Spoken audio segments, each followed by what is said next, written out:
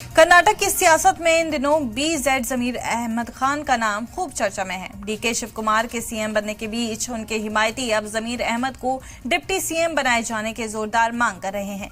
इसी सिलसिले में बेंगलुरु के समाज सेवी और कांग्रेस नेता सैयद खलील अजमेर शरीफ दरगाह पहुंचे। यहां उन्होंने हजरत ख्वाजा गरीब नवाज की दरगाह में जियारत कर अपने नेता BZ जमीर अहमद खान की तरक्की, कामयाबी और जल्द डिप्टी CM बनने की दुआ मांगी।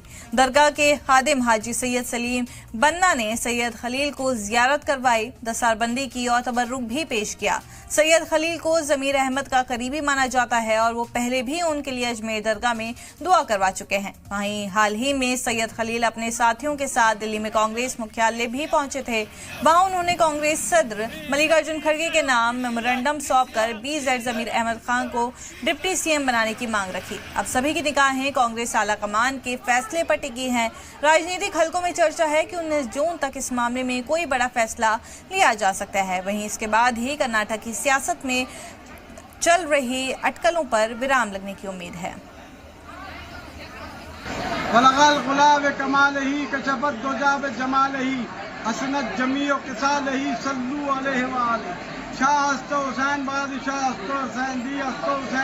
दीपना हुसैन सरदार अजीज हक्का के बिना ला इलाहा हुसैन रब्बना आतिना फिद दुनिया हसनतौ व फिल आखिरति हसनतौ व क़िना जन्नति मल अबरार या अजीज़ व गफ्फार रब्बुल आलमीन।